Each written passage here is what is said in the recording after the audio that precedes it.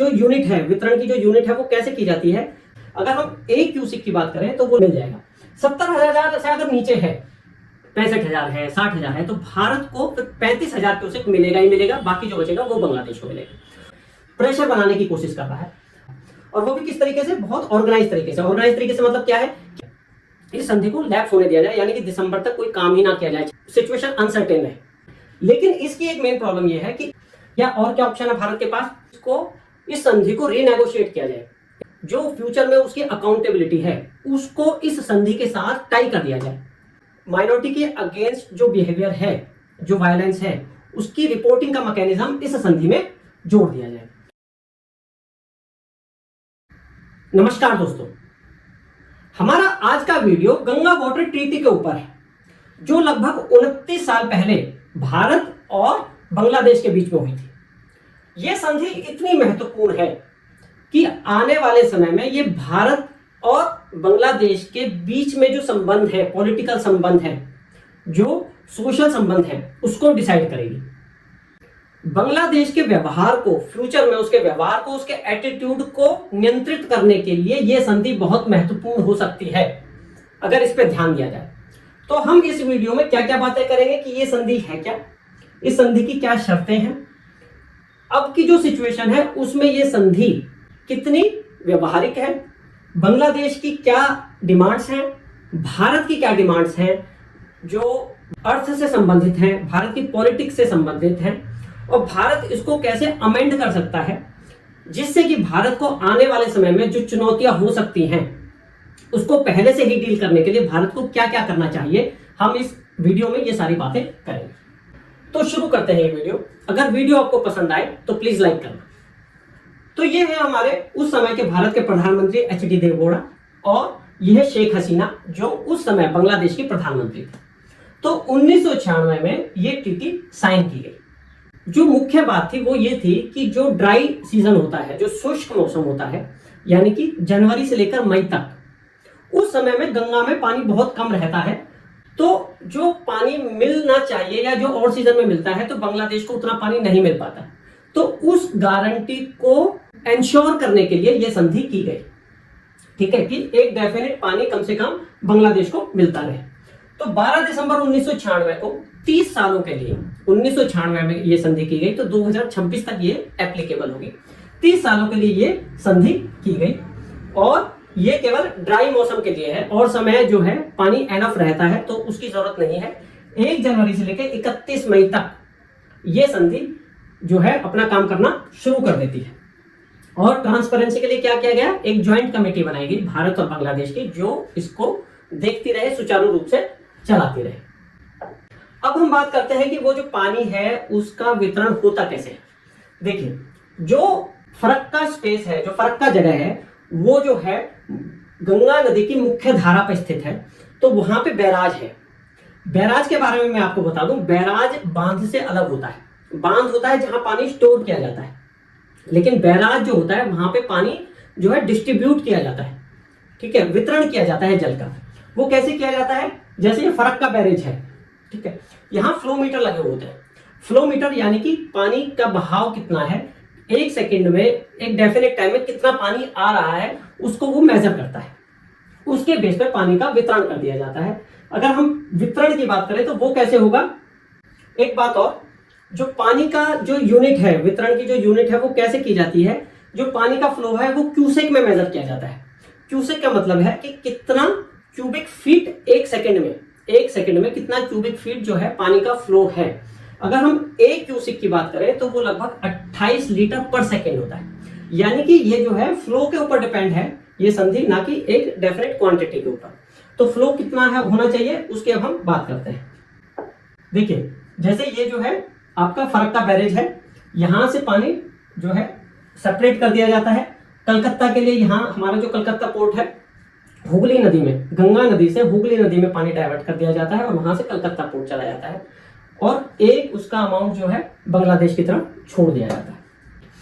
अब ये जो फ्लो है, ये जो अगर हम बात करें कि कितना क्यूसेक पानी अगर है, अगर 75,000 क्यूसेक पानी है, ठीक है, 75,000 से अगर ऊपर है, तो उसमें से जो है बांग्लादेश को 40,000 क्यूसेक दे दिया जाता है। यानी कि हमने क्या किया, उसके लिमिट को सेट कर दिया कि कितना भी पानी हो बांग्लादेश को 40,000 क्यूसेक फीट से ज्यादा पानी नहीं मिलेगा और भारत को 35,000 क्यूसेक फीट से कम पानी नहीं मिलेगा। तो 75,000 है, 75,000 से ऊपर है तो बांग्लादेश को 40,000 क्यूसेक पानी मिल जाएगा। 70,000 से अगर नीचे है, 65,000 है, 60,000 है, तो भारत को 35,000 क्यूसेक मिलेगा ही मिलेगा, बाकी जो बचेगा वो बांग्लादेश को मिलेगा। और 70,000 और 75,000 क्यूसेक के बीच में अगर है तो दोनों को आधा आधा मिल जाएगा। और अगर पानी का जो फ्लो है वो बहुत कम है, अगर वो 50,000 क्यूसेक से कम है, तो उस केस में मीटिंग बैठेगी, उस सिचुएशन के हिसाब से डिसीजन लिया जाएगा। तो इस तरीके से जो पानी को डिस्ट्रीब्यूट करने के बारे में ये संधि है। अच्छा, अब जो है इसकी अगर ये बात करें कि इससे फायदा क्या हुआ, तो इससे पानी की बांग्लादेश को गारंटी मिल गई। पहले पानी तो पहले भी जाता ही था, लेकिन कोई इस तरीके से कोई मैकेनिज्म नहीं था कि भाई इतना पानी हमें चाहिए ही चाहिए, यानी कि जो भारत है वो अपने हिसाब से कुछ भी कर सकता था। तो इस संधि के द्वारा क्या हुआ कि एक उसे गारंटी मिली, जिससे कि जो ड्राई सीजन है उसमें उसके खेतों को, उसके मत्स्य पालन जो उद्योग है उसमें या और जरूरतों के हिसाब से कम एक पानी मिलता रहे। अब क्या हुआ कि 1996 में ये संधि थी और 2026 में इसको एक्सपायर होना है, दिसंबर 2026 में। तो अब से जो है उसको रिन्यू करने का जो प्रोसीजर है वो चालू हो गया है। बांग्लादेश की जो समितियां आना शुरू हो गई हैं कि भाई उस संधि में अब क्या ऐड किया जाए या उसको एज इट इज चलने दिया जाए। ठीक है, अब बात करते हैं कि जो सिचुएशन चेंज हुई है या 30 साल बाद, अब बांग्लादेश के कुछ डिमांड्स हैं। डिमांड्स क्या क्या है? एक तो उसने ये बात कही है कि जब कम पानी होता है तो भारत संधि को अनुपालन, जो संधि का जो पालन है वो सही तरीके से नहीं करता।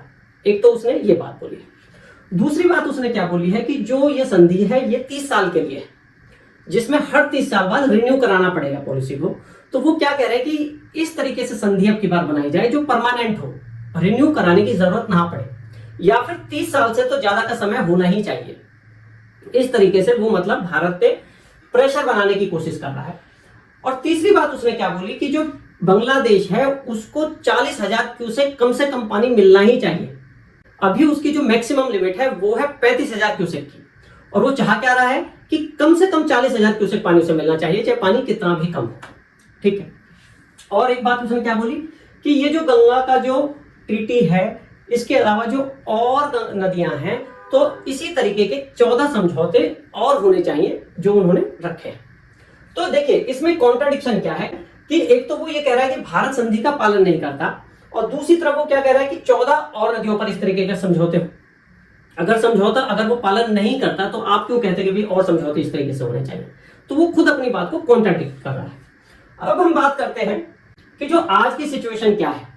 ठीक है, जो नॉर्मल सिचुएशन है, ठीक है, अभी सिचुएशन बिल्कुल चेंज हो गई है, डिप्लोमेटिक सिचुएशन, पॉलिटिकल सिचुएशन बिल्कुल चेंज हो गई, लेकिन वो बात हम अभी बाद में करेंगे। पहले हम ये बात करते हैं कि नॉर्मल सिचुएशन क्या है, अगर रिलेशन उसी तरीके से चलते रहते तो क्या होता।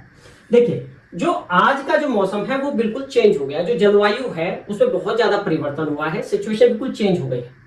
पहले मौसम में एक नियमितता रहता था, पता रहता था कि भाई अब मौसम में क्या होने वाला है, बारिश का मौसम है तो बारिश का मौसम है, गर्मियां है तो गर्मी है। लेकिन अब जो सिचुएशन है वो पता नहीं पड़ता कि अचानक से कभी बाढ़ आ जाती है, कभी सूखा पड़ जाता है, यानी कि मौसम बहुत अनियमित हुआ है।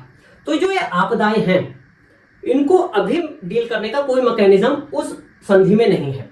तो एक तो बेसिक बात यह है कि उन आपदाओं के समय पर किस तरह से पानी डिस्ट्रीब्यूट होगा, उसको कैसे हैंडल किया जाएगा, इस तरीके का मैकेनिज्म इसमें डाला जाए। दूसरी बात, भारत की जनसंख्या बढ़ी है, भारत की जो एम्बिशंस है वो बढ़ी है।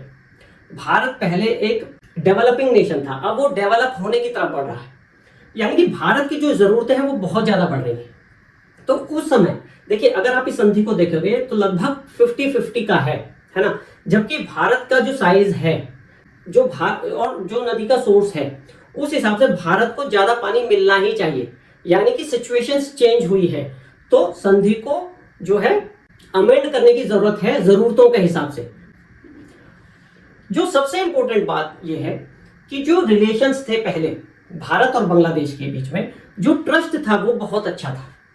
सबसे बड़ी बात यह कि जो पहले की जो सरकार थी वो डेमोक्रेटिकली इलेक्टेड थी, है ना, यानी कि वो ट्रू रिप्रेजेंटेटिव थी वहां के लोगों की। अब की जो सिचुएशन है वो बिल्कुल चेंज हो गई है, जो अभी हम बात करेंगे। उस समय जो सरकार का एटीट्यूड था, वो जो बिहेवियर था, वो फ्रेंडली था। जो प्रतिस्पर्धी है भारत के, जो एनिमी माने जाते हैं, पाकिस्तान है, चीन है, तो उनके साथ बांग्लादेश जो डील करता था वो इस हिसाब से करता था कि भारत के हितों को नुकसान ना हो, कम से कम स्पष्ट नुकसान ना हो, जो ऐसा दिखे ना बिल्कुल कि भाई ये तो हमारे अगेंस्ट पॉलिसी है। तो वो इस तरीके का ध्यान रखती थी कि हमारे कॉम्पिटिटर्स को या उसका खुद का जो स्टेटमेंट्स है, उसका जो खुद का बिहेवियर है, वो फ्रेंडली जोन में रहे। तो जब वो ट्रस्ट होता है, वो वाला है जो रिलेशनशिप होती है, डिप्लोमेसी उस हिसाब की होती है, तो किसी भी जो संधि है उसको रिन्यू करना, एज इट इज कंटिन्यू करना काफी आसान रहता है। लेकिन जो अब की सिचुएशन है वो बिल्कुल चेंज हो गई है। कैसे चेंज हो गई है? जो ये व्यक्ति है, एक तो पहली बात, जो मोहम्मद यूनिस है, जो वहां के फिलहाल हेड हैं, वो डेमोक्रेटिकली इलेक्टेड नहीं है, यानी कि वो वहां की जनता को ट्रूली प्रेजेंट नहीं करते हैं। दूसरी बात यह है कि जो इस व्यक्ति की क्रेडिबिलिटी है ना, वो ट्रस्टवर्दी नहीं है। और क्या बात है, जो इनका फिलहाल का व्यवहार रहा है, जो इनकी फॉरेन पॉलिसी रही है, जिस तरह से चाइना के साथ मिलकर भारत पर स्टेटमेंट्स दी गई है, भारत का जो नॉर्थ ईस्ट है उस पर जिस तरीके के वक्तव्य आए हैं, भारत की संप्रभुता पर जिस तरह हमला करने की कोशिश की गई है इस व्यक्ति द्वारा, तो उस सिचुएशन में इस पॉलिसी को एज इट इज रिन्यू कर देना वो कहीं से भी फिजिबल नहीं है। ठीक है, तो जो होस्टाइल स्टेटमेंट्स आई हैं उससे ट्रस्ट ब्रेक हुआ है, तो जो म्यूचुअल ट्रस्ट था उसमें कमी आई है।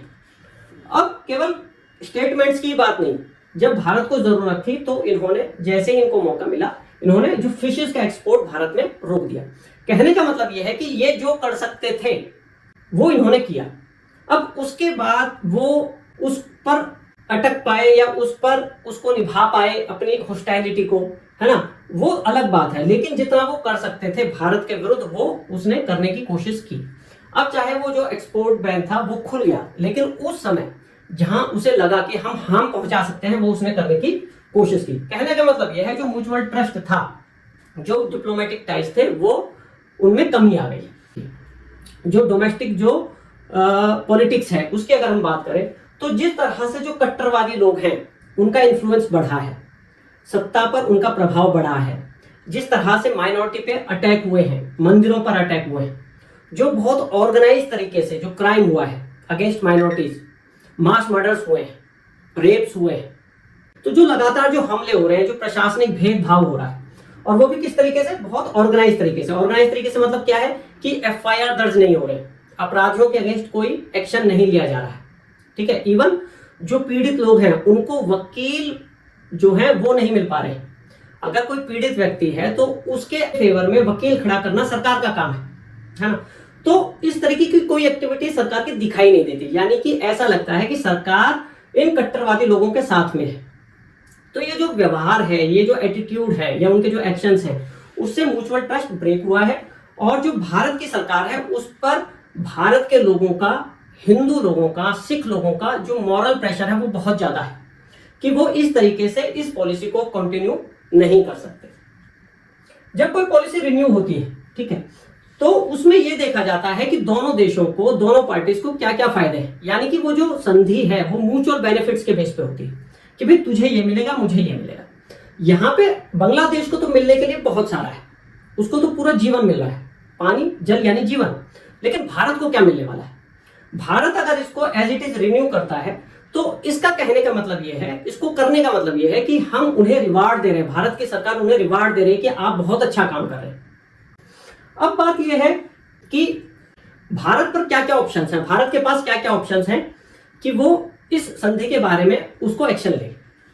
कहने का मतलब यह है कि एक ऑप्शन तो यह है कि इस पॉलिसी को, इस संधि को एज इट इज रिन्यू कर दिया जाए और इसे चलने दिया जाए।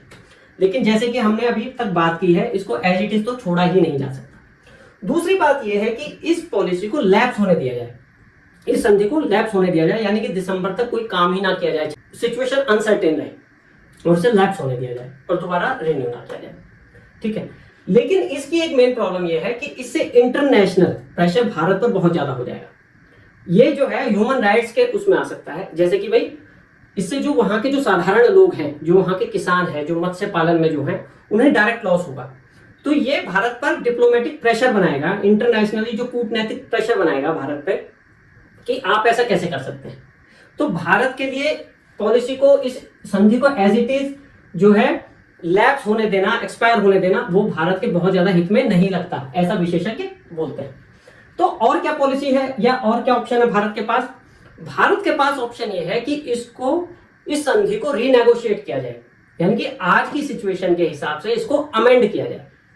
अमेंडमेंट का जो मुख्य जो ऑब्जेक्टिव होगा वो क्या होगा कि जो बांग्लादेश की रेस्पॉन्सिबिलिटी है, जो फ्यूचर में उसकी अकाउंटेबिलिटी है, उसको इस संधि के साथ टाई कर दिया जाए।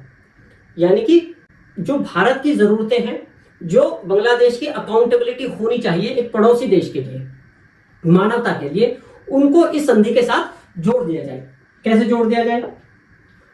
इस संधि में ह्यूमन राइट्स कॉम्प्लायंस क्लॉज जोड़ दिया जाए, यानी कि ह्यूमन राइट्स को कॉम्प्लाई करना ही पड़े बांग्लादेश को। जो माइनॉरिटी कमीशन बनाया जाए और माइनॉरिटी कमीशन का जो रिपोर्टिंग क्राइटेरिया है वो इसमें जोड़ दिया जाए, यानी कि जो माइनॉरिटी के अगेंस्ट जो बिहेवियर है, जो वायलेंस है, उसकी रिपोर्टिंग का मैकेनिज्म इस संधि में जोड़ दिया जाए। कैसे जोड़ दिया जाए? माइनॉरिटी सेफ्टी रिपोर्टिंग का मतलब क्या है?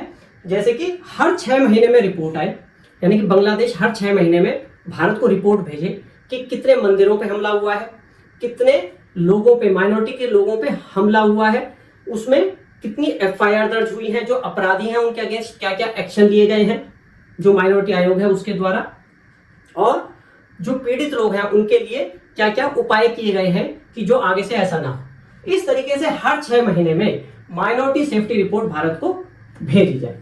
इससे क्या होगा कि भारत जो है बांग्लादेश पर लगातार जो है कंटिन्यूअस दबाव बनाकर रख पाएगा कि वो अपनी जो उसकी उत्तरदायित्व है, उसकी जो जिम्मेदारियां हैं ह्यूमन राइट्स के लिए, माइनॉरिटी के लिए, उनको वो निभाए। अच्छा, अब जो वो रिपोर्ट है उसमें तो पूरी संभावना रहेगी कि वो उसमें फर्जीवाड़ा करे, तो उसको रोकने के लिए क्या किया जाएगा? हर साल एनुअल ऑडिट होगी और ये सारे मैकेनिज्म उस संधि में डाले जाएंगे। हर साल ह्यूमन राइट्स के लिए जो उसका वायलेशन तो नहीं हो रहा, उसका कॉम्प्लायंस प्रॉपर हो रहा है, उसके लिए ऑडिट किया जाएगा।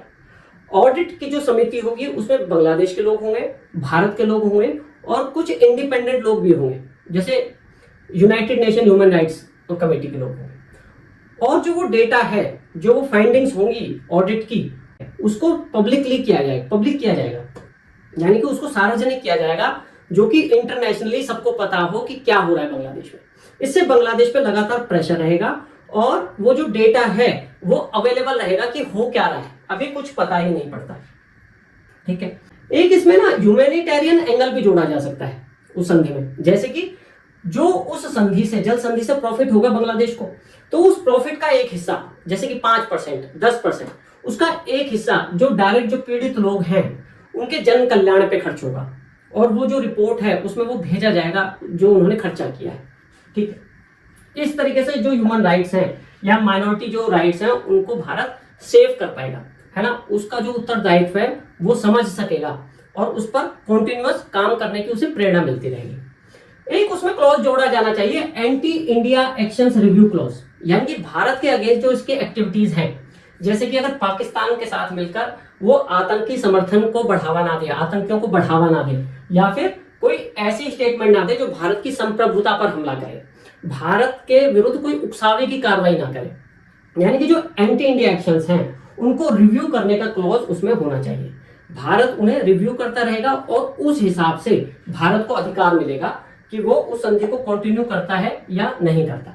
यानी कि फाइनली जो है एक ट्रिगर क्लॉज होगा for the suspension of water treaty, यानी कि जो ह्यूमन राइट्स हैं वो अगर कॉम्प्लाई नहीं होते हैं, जो माइनॉरिटी राइट्स हैं वो कॉम्प्लाई नहीं होते हैं, या भारत के अगेंस्ट एक्टिविटीज होती हैं, तो वहां से जो क्लॉज है वो ट्रिगर हो जाता है इस बात के लिए कि भारत को अधिकार ऑटोमेटिकली मिल जाता है कि अब उसको संधि को रिव्यू करने का समय आ गया है कि उसको कंटिन्यू किया जाए या सस्पेंड कर दिया जाए। सस्पेंड जो किया जाए वो स्थिर रूप से कर दिया जाए या आंशिक रूप से कर दिया जाए, परमानेंट किया जाए, टेम्परेरी किया जाए, ये उस सरकार की जो सोच है उस पर निर्भर करे।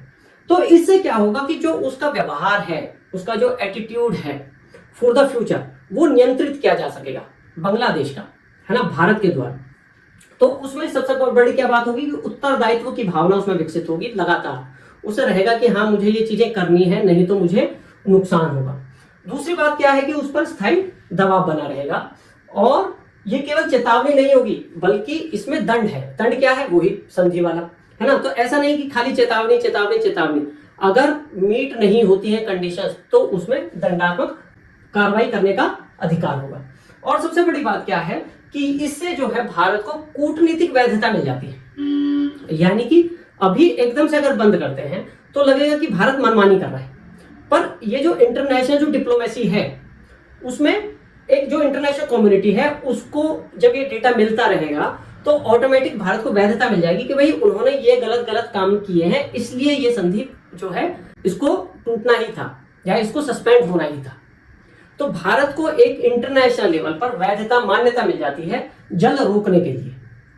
ठीक है, तो कहने का मतलब ये है कि अब जो है जब संबंध अच्छे थे तब बिल्कुल सही था कि भारत ने पड़ोसी होने का धर्म निभाया, पर अब जब रिलेशन उस हिसाब के नहीं रहे हैं तो इसको राष्ट्रीय नीति के अनुरूप इस संधि को अमेंड करने की जरूरत है।